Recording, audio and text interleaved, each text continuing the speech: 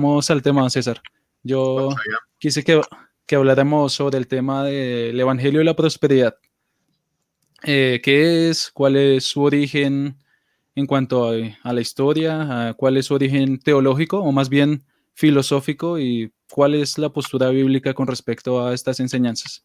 Bueno, Así son que, varias cuestiones, vamos a ir intentando sí, desgranarlas poco a poco, ¿no? ok, Vamos a empezar con el origen. El Evangelio así de la es. Prosperidad para muchos seguramente sería el Evangelio máximo, sería la manera más profunda de entender las Escrituras, más prometedora.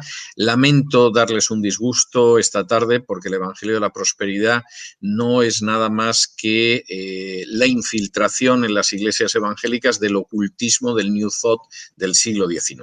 Voy a intentar explicar un poco qué es esto. New Thought es un término que es inglés, que significa el nuevo pensamiento y que es algo que aparece en el siglo XIX de la mano de un ocultista norteamericano que se llamaba Phineas Quimby. Y Phineas Exacto. Quimby es un personaje que desde el principio se dedica a ir avanzando algunos de los aspectos de ese movimiento del New Thought. ¿Qué tiene ese movimiento que efectivamente es lo mismo que el Evangelio de la Prosperidad? Pues tiene, por ejemplo, la confesión positiva. Es decir, si tú Ujú. te dedicas a confesar algo en voz alta, eso se produce como por arte de magia. Y subrayo lo de la magia porque efectivamente parte de un pensamiento mágico, no de un pensamiento Así es. bíblico.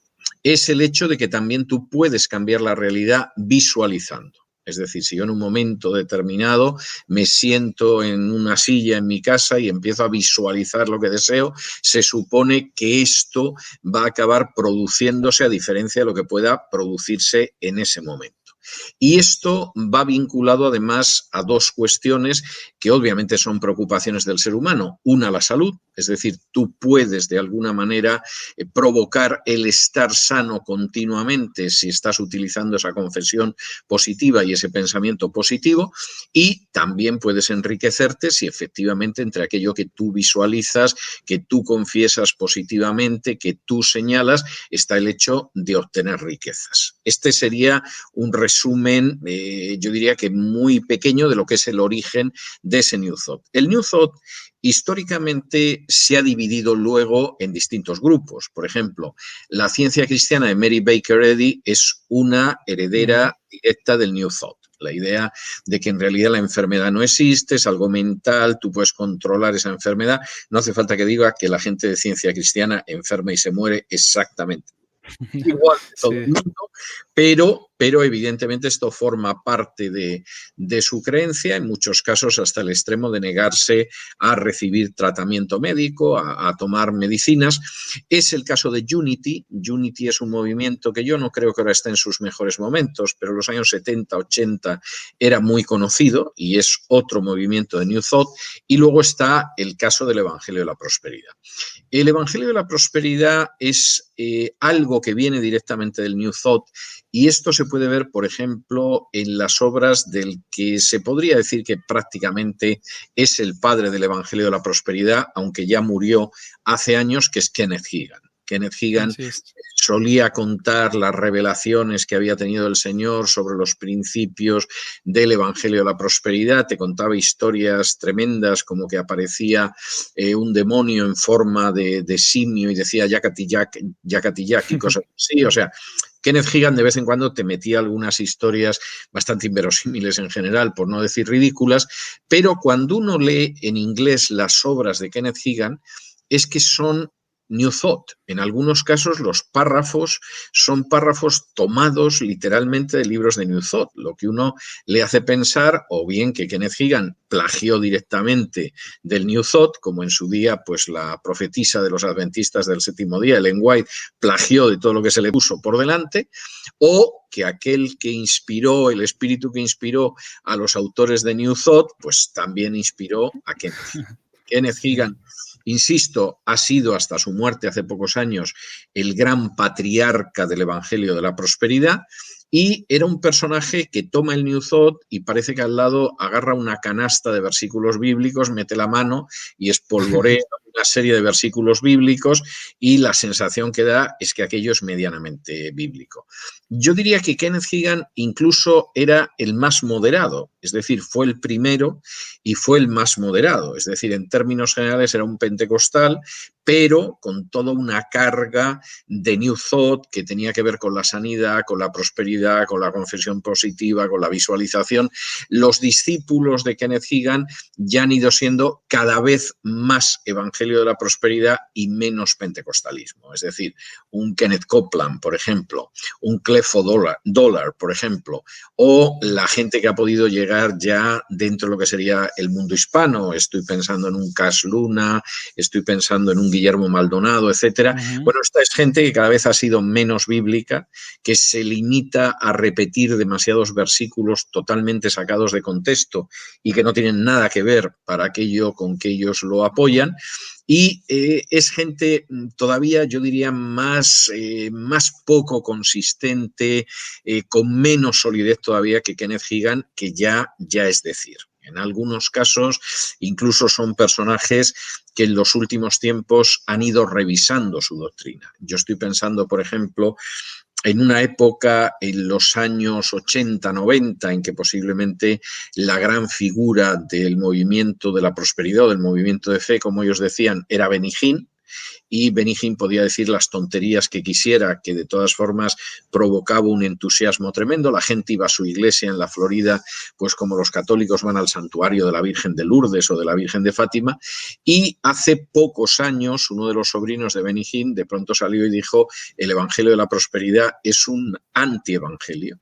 Yo he tardado años en darme cuenta, y el propio Benny Hinn en los últimos tiempos está más callado y más silencioso y menos extremo en sus posiciones. Pero por volver al punto de inicio, el evangelio de la prosperidad fundamentalmente es la infiltración del pensamiento gnóstico o del pensamiento ocultista del New Thought dentro de lo que sería el mundo protestante.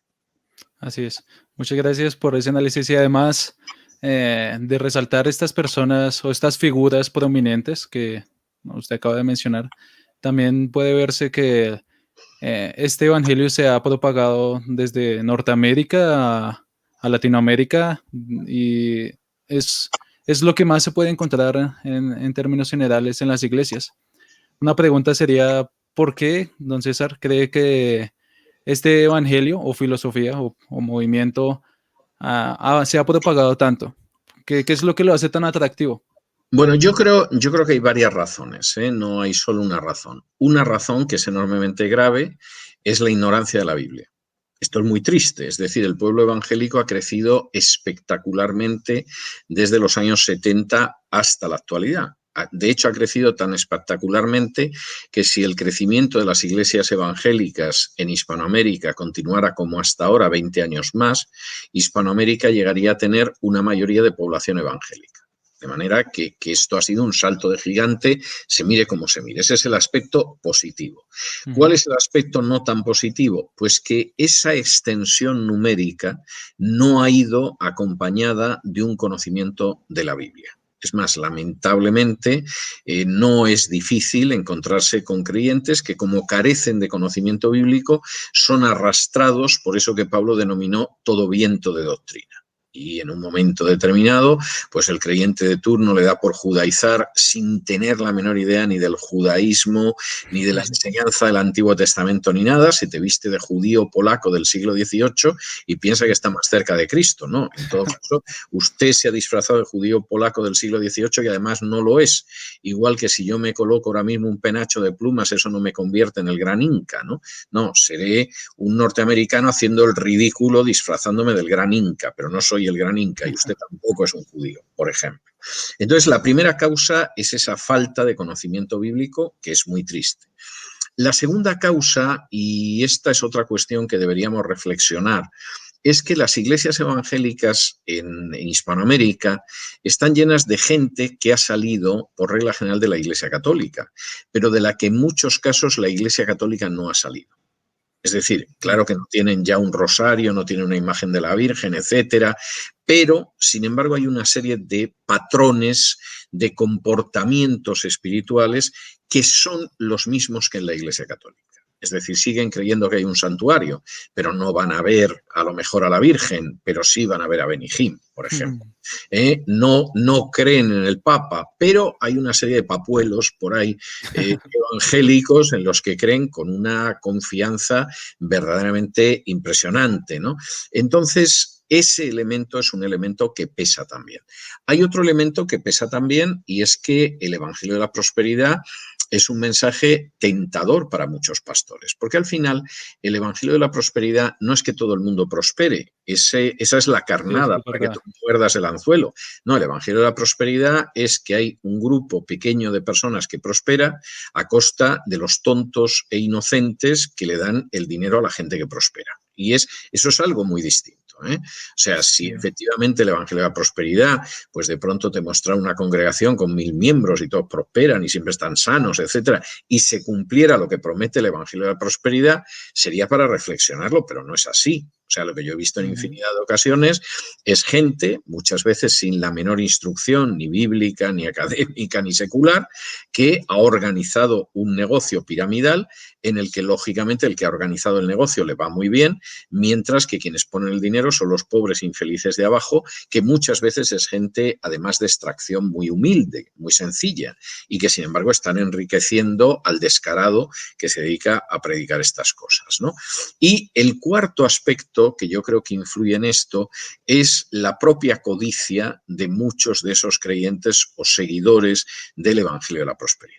Es decir, el Evangelio de la Prosperidad es otro evangelio, como diría Pablo en Gálatas 1, es un evangelio que no es el evangelio que aparece en las Escrituras, pero es un evangelio atractivo. La buena nueva Sí. es que Dios es tu cajero automático, la buena nueva es que no vas a caer jamás enfermo, la buena nueva es que tú confiesas algo y inmediatamente eso te viene si tienes fe, y claro, hay mucha gente que quisiera tener esa situación. Yo he conocido Supuesto. gente que en un momento determinado me ha dicho, dice, bueno, mi vida espiritual está muy clara. Yo lo que quiero es tener todas las facturas pagadas y cuando el Señor me llame, que me arrebate y me voy con Él, ¿no? Pues esa forma de ver la vida cristiana seguramente es muy sencilla y seguramente para muchos es muy atractivo. El problema es que no es cristiana. Es decir, eso es una cosa muy distinta de lo que aparece en el Evangelio. Y de ahí el enorme peligro del Evangelio de la Prosperidad. Primero, no es el Evangelio que predicó Cristo, es otro Evangelio de raíces ocultistas y sobre todo lo que crea es bebés espirituales perpetuos. Es decir, uno puede entender que una persona se convierte, uno puede entender que una persona en un momento determinado pues está tomando el biberón, está tomando la leche espiritual porque acaba de convertirse, pero es que el Evangelio de la Prosperidad lo mantiene en el estado de bebé de manera perpetua. Es decir, esa persona no madura, no se entera de lo que es el servicio, no se entera de lo que es la santificación, no se entera de lo que es ser discípulo, no se entera de lo que es la vida cristiana. Solamente cree en un Dios que es una especie de Santa Claus que efectivamente le concede todo tipo de capricho. Es decir, siguiendo el vocabulario bíblico que aparece en Hebreos, es un Dios que lo considera no su hijo, sino su bastardo. Porque, como dice muy bien la carta a los Hebreos, Dios lo que hace es que como nos ama, nos disciplina, nos corrige Corrige. y nos hace Exacto. pasar por situaciones difíciles. El Evangelio de la Prosperidad lo que te dice es que esto va a ser un camino de rosas si tú tienes la suficiente fe. Es decir, todo lo contrario de lo que encontramos, por ejemplo, en la carta a los Hebreos. Así es. Y precisamente con respecto a lo último que mencionaba, es un tema que yo tenía aquí que quería preguntarle y es con respecto al tema de una doctrina bíblica del sufrimiento, porque los cristianos o las personas que muchas veces están envueltas en el Evangelio de la Prosperidad, hay un rechazo completo hacia el sufrimiento, siempre es malo y como bien predica el Evangelio de la Prosperidad, Dios quiere que seamos ricos, sanos, prósperos, pero la pregunta es entonces, ¿Qué es lo que enseña la Biblia con respecto al A estas sufrimiento? situaciones, bueno, no solo al sufrimiento, sino a la vida cristiana. Vamos Exacto, a sí. ver, el Evangelio de la Prosperidad plantea una visión de la vida cristiana que es satánica.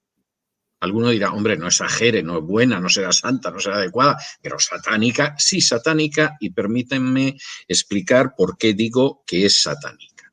Si uno va al Evangelio de Mateo, al capítulo 16, en que Jesús llega a Cesarea de Filipo, que era un lugar ideal, porque era el último lugar, el primer lugar con que te encontrabas cuando salías de la tierra de Israel y el último lugar de tierra de gentiles que recorrías antes de llegar a Israel. Es decir, tú te podías colocar con el pie en un lado y el pie en el otro y estabas pisando al mismo tiempo la tierra de Israel y la tierra de los gentiles.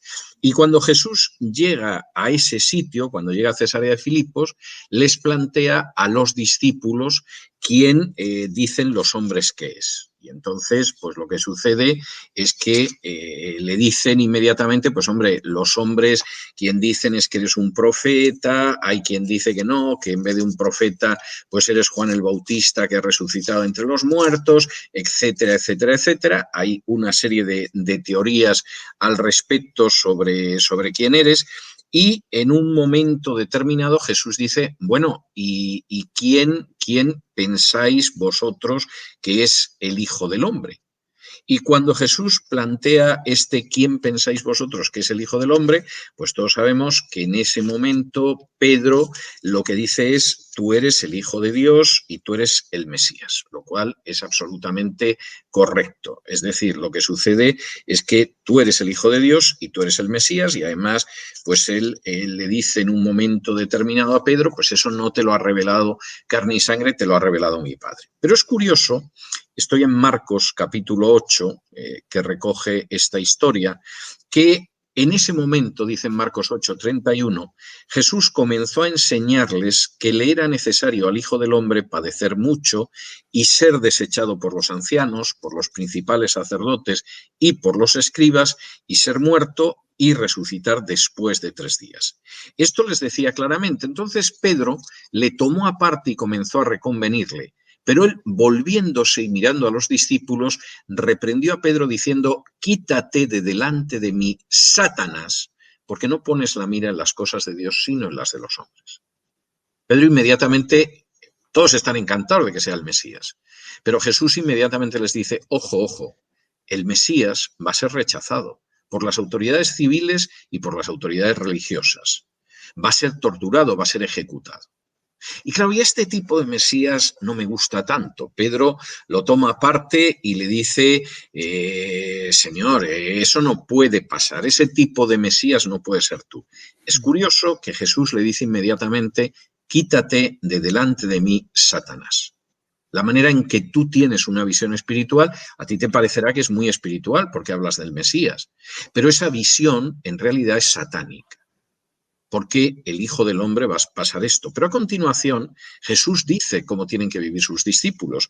Y dice en el versículo 34, y llamando a la gente y a sus discípulos les dijo, si alguno quiere venir en pos de mí, niéguese a sí mismo y tome su cruz y sígame. Es decir, la vida del discípulo no es que Dios te da una tarjeta de crédito y continuamente tú la metes en el cajero y Dios te concede todos tus caprichos porque confiesas positivamente. Situación que yo he visto en varias ocasiones y acaba de manera muy trágica, ¿no? Si alguno quiere venir detrás de mí, lo primero que tiene que hacer es negarse. No colocar su voluntad imponiéndosela a Dios, sino negarse a sí mismo. Lo segundo que tiene que hacer es tomar su cruz. Y la idea no es esa idea católica de que la cruz es aguantar una suegra insoportable, no. Sí. Es la idea de que estás dispuesto a llevar el instrumento de tortura más bochornoso y más doloroso de la sociedad de tu tiempo, como en la época de Jesús era la cruz, y tercero, me vas a seguir.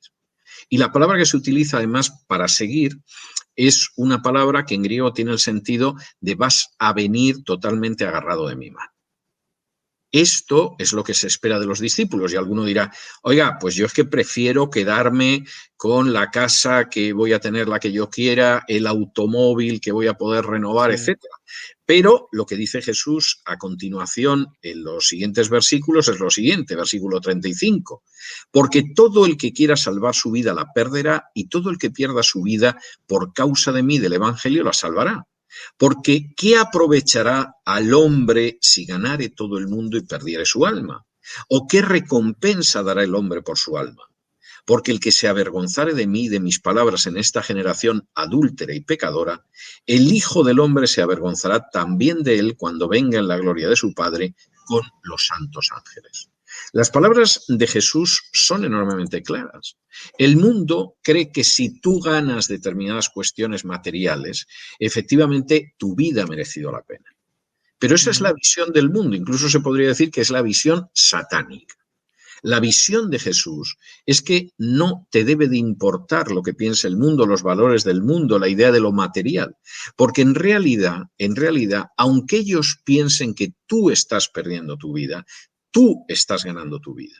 Y puedes llegar a ganar todo lo que hay en el mundo y ser el personaje más influyente, más famoso, con mejores casas, automóviles, etcétera, pero no sirve de nada si ganas todo el mundo y pierdes tu alma y no puedes dar nada a cambio de tu alma. Y en ese sentido, el Evangelio de la Prosperidad es que es un golpe sucio contra la enseñanza de lo que es el discipulado dentro de la doctrina de Jesús. Porque Jesús dice, si me quieres seguir, no es que tengas tanta fe que estás convencido de que yo te voy a dar el auto, la casa, nunca te vas a poner enfermo. No hay nada de eso. El que quiera realmente venir en pos de mí, primero que se niegue, que aprenda que quien decide su vida no es él, y él imponiendo a Dios con confesión positiva como tiene que ser su vida. No, es una persona que en primer lugar se niega a sí mismo, luego está dispuesta a morir la muerte más vergonzosa por seguir a Jesús y finalmente lo sigue. No solamente esto, y quisiera detenerme, si tú me permites, unos minutos en esta cuestión porque me parece importante. Adelante. No solamente es que esa visión de la prosperidad es falsa y esa visión de la vida cristiana es falsa, insisto, es satánica. Es lo que Jesús califica como propia de Satanás cuando ve que esa es la actitud de Pedro. Es que además hay una perversión de lo que es la fe. El movimiento de fe insiste en que efectivamente si tú tienes fe, pues nunca vas a caer enfermo. Si tú tienes fe, le vas a pedir a Dios la casa de tus deseos y te la va a dar. Si tú tienes fe, vas a poder cambiar de automóvil cada año, etcétera, etcétera, etcétera. Eso es una perversión absolutamente maligna y adulterada de lo que es la fe. Y por supuesto ya desprender de eso, que si tú prosperas como el charlatán que se dedica a predicar esto desde el púlpito, es que tienes fe, pero si no alcanzas eso, es que no tienes fe, eso es directamente contrario a las Escrituras. Permítame que vayamos a un texto en Hebreos capítulo 11, que por cierto Es muy usado. es el texto que habla de fe. Pero curiosamente, fíjese usted lo que dice al final de ese capítulo 11. Es decir, en la parte inicial del capítulo 11 de Hebreos, pues efectivamente te habla de grandes campeones de la fe, de grandes éxitos, ¿no? Entonces, bueno, pues ahí estaba Moisés, que cruzó el mar de las cañas y se hundió el ejército del faraón que iba detrás. Ahí estaba Josué, que consiguió que cayeran los muros de Jericó. Es verdad, esos son ejemplos de fe. Y seguramente a la mayoría de los creyentes les gustaría que los ejemplos de fe siempre fueran así. Sí. Pero no es lo que dice Hebreos 11. Si uno en ese capítulo de Hebreos 11 va al capítulo 36, al versículo 36, se da cuenta de que hay gente que no tuvo menos fe que los anteriores y pasaron una situación distinta. Y dice así en el versículo 36. Otros experimentaron vituperios y azotes y además de esto prisiones y cárceles. Fueron apedreados, aserrados, puestos a prueba, muertos a filo de espada, anduvieron de acá para allá cubiertos de pieles de ovejas y de cabras, pobres, angustiados, maltratados. ¿Y por qué? ¿Porque no tenían fe? No. Fíjese lo que dice el versículo 38. De los cuales el mundo no era digno.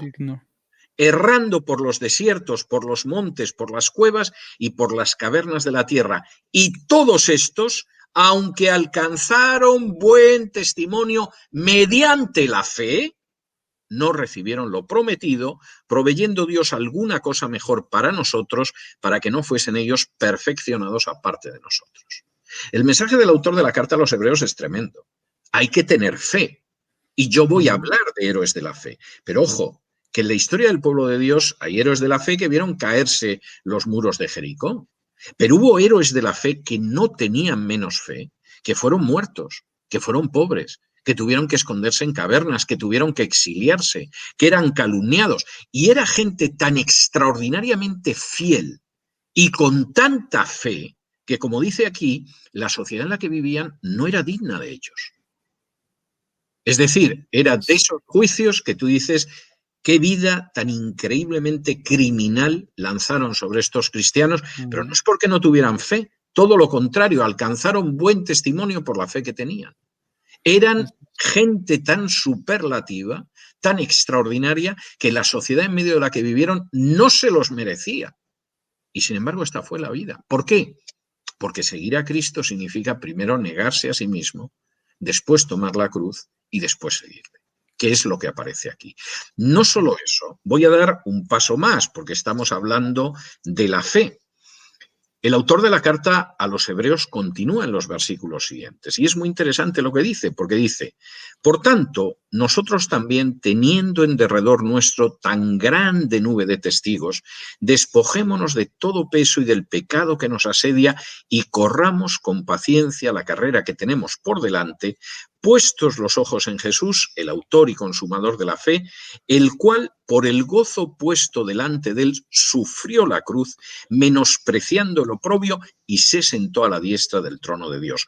Considerad a aquel que sufrió tal contradicción de pecadores contra sí mismo, para que vuestro ánimo no se canse hasta desmayar. Lo que dice el autor de la carta a los Hebreos no es que tú haces así, confiesas positivamente y Dios te da algo, sino que dice que la vida del creyente es una carrera larga. Y esa carrera larga, que no son 25 metros lisos, sino que es una maratón que dura toda la vida, hay que correrla con paciencia. Y para poder correrla con paciencia y llegar hasta la meta, hay que fijarse en Jesús. ¿Por qué? ¿Porque Jesús caminaba sobre las aguas o convertía el agua en vino, multiplicaba los panes y los peces? No. Porque Jesús sabía el sufrimiento que tenía, pero sabía que después de la cruz, en esa carrera, estaba la resurrección y sentarse a la diestra del trono de Dios. Y él dice, vosotros, es muy posible que estéis en la misma situación con Jesús. Si miráis la vida a corto plazo, lo que veis es el sufrimiento. Pero tenéis que mirar como Jesús, ver más allá del sufrimiento que puede haber. Y si vosotros consideráis a aquel que sufrió aquella contradicción de pecadores. Si os dais cuenta de que, aunque él sabía que iba a sufrir la cruz, sabía que detrás de la cruz estaba la reivindicación de Dios, podréis correr hasta el final esta carrera que tenéis por delante. Esta es la vida cristiana. Esto es lo que dice Pablo, es lo que dice el autor de Hebreos, es lo que dice Jesús. Y no enseñar eso y enseñar, por el contrario, que Dios, insisto, es una especie de cajero automático que te concede todo tipo de caprichos, es otro evangelio. Como Pablo dice, que cuando escuchéis otro evangelio, venga de hombre o de ángel, que sea anatema el que acepte ese evangelio, porque es un evangelio falso. El evangelio, en este sentido, es clarísimo. Y además es un evangelio que está llamando, en primer lugar, a la gente a la conversión y después de la conversión a seguir a Jesús día a día. No es un evangelio en el cual le dices a la gente que se convierta, porque lo que va a tener después es un camino de rosas sin ningún tipo de enfermedad, con una prosperidad económica, etcétera, etcétera. Eso no es bíblico. Eso es típico del ocultismo del New Thought, eso es típico pues de alguna obra de autoayuda que ha salido en los últimos años, etcétera, pero no es lo que enseñan las Escrituras. Y además, creo yo que el evangelio o el movimiento de fe ignora siglos pasados de cristianismo donde precisamente los cristianos, muchos cristianos obviamente, vivían de esta manera, con sufrimientos, con enfermedades, con pérdidas de hijos, etcétera. Es que eso son realidades. Vamos a ver, el cristianismo implica que uno está dispuesto a someterse a lo que sea la voluntad del Señor, porque uno está convencido de que es lo mejor para él. Exacto. Y eso, en ocasiones, puede implicar perder cosas. Y en ocasiones, sin embargo, también es la seguridad de que no vamos a tener, no nos va a faltar el pan de cada día, aunque podamos experimentar pérdidas. Y es el hecho de que tanto si uno está enfermo como está sano, va a servir al Señor. Pablo pasó periodos de enfermedad, no creo que fuera por falta de fe, y sin embargo, en esos periodos de enfermedad glorificó al Señor exactamente igual que cuando estaba en periodos en que estaba hecho un roble. La carta, el escrito de toda la Biblia, que es la carta a los filipenses, donde más se repite la idea de gozo, gozaos, alegría, alegraos, etcétera, es Filipenses. Pablo escribe esa carta encadenado a la pared de una mazmorra romana con un legionario vigilándolo delante. No estaba en un resort en Malibu o en Miami Beach disfrutando de lo bueno que era el tiempo, de lo bien que estaba su cuenta corriente, etcétera, etcétera. Era un hombre en una mazmorra, encadenado a una pared. Y ese hombre demuestra que efectivamente Cristo está en él, porque puede escribir tranquilamente: sí, a mí me gustaría partir y estar con el Señor, pero estoy dispuesto a quedarme por poder predicar el Evangelio a otros. Sé que hay gente que predica el Evangelio por contienda conmigo, pero no me importa, porque lo importante es que el Evangelio avance. Y dice: todo lo puedo en Cristo que me fortalece, no porque esté pensando que Cristo le va a conceder todos sus caprichos, como muchas veces cita mal ese texto el movimiento de fe, sino porque incluso encarcelado en esta mazmorra, yo sé lo que es la felicidad que solo puede venir de la comunión directa con Dios. Eso es el cristianismo, y quien no se ha enterado de eso desconoce el ABC de lo que es la vida cristiana. Y además esto me parece muy importante. Vamos a ver, yo he habido 4 veces en mi vida que he tenido que comenzar totalmente de cero, en términos económicos, de trabajo, etcétera. Incluso si cuento cuando yo tuve que comenzar mi exilio en Estados Unidos hace 7 años, empecé de bajo cero. ¿Eso quiere decir que yo no tenía fe? ¿Eso quiere decir que yo no amaba al Señor? No, eso quiere decir que el Señor sabe cómo hace las cosas. Así Y es. que realmente el que cree en el Señor sabe que, como dice Romanos 8, para aquellos que aman al Señor, todas las cosas son para bien. Que sabemos que no nos va a separar de Dios nada de lo que ha sido creado, porque estamos en la mente y el propósito de Dios desde la eternidad. Y aquellos que Él conoció, Él los predestinó, y a los que predestinó los justificó, y a los que justificó los salvó. Y eso es la base de nuestro gozo y de nuestra alegría.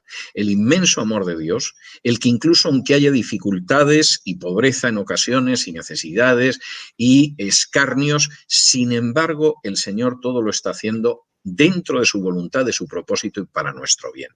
Y eso explica que cuando Jesús comienza el Sermón del Monte, dice esa cosa tan rara de que sus seguidores son felices, dichosos, bienaventurados, porque lloran, porque los calumnian, porque hablan mal de ellos, porque Porque tienen son hambre y sed pobres. de justicia, porque son pobres. Y sin embargo, claro, es lógico que sea así, porque ellos pueden llorar.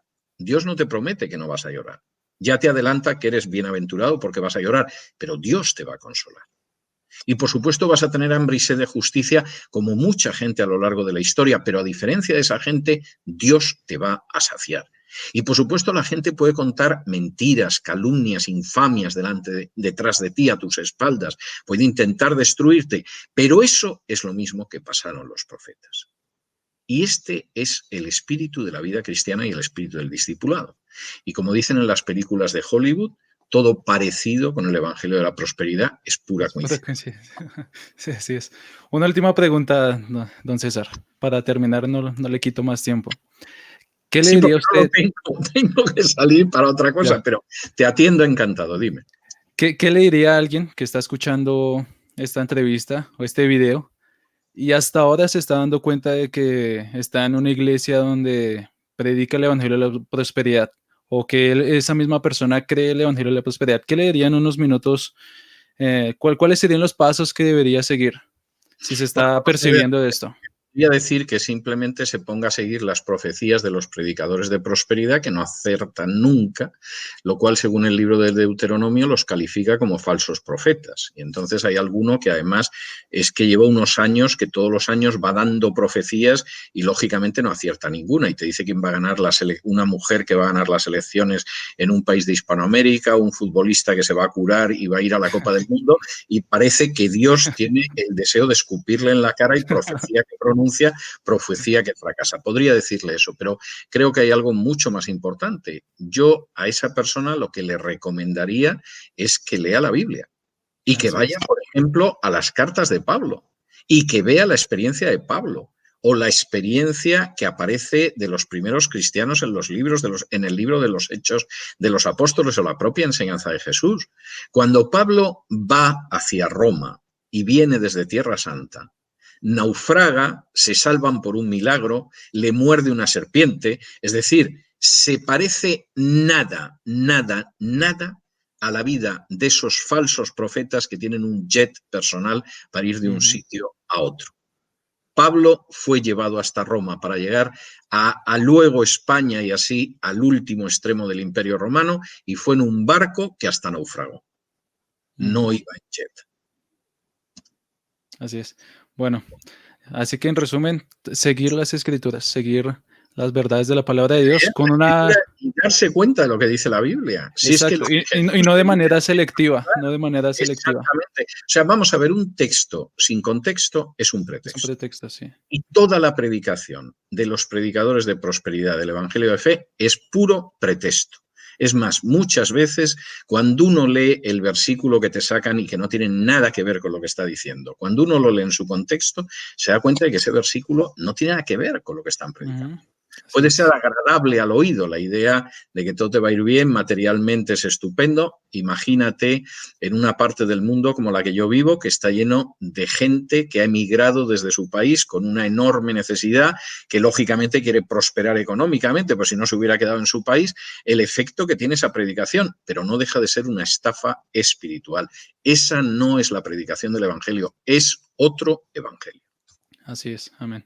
Bueno, muchas gracias, don César. Un placer. Ha sido Espero más adelante tener la oportunidad de tratar algún otro tema, si usted lo ¿Cómo no? permite. ¿Cómo no? Por supuesto que sí, que nos encontraremos en algún otro momento. Ya haremos todo lo posible para poderlo agendar, y para mí ha sido un placer y un privilegio el poder compartir contigo estos minutos. Vale, muchas gracias, don César. Y muchas gracias a todos los que vieron este video. Bueno, el Señor los bendiga.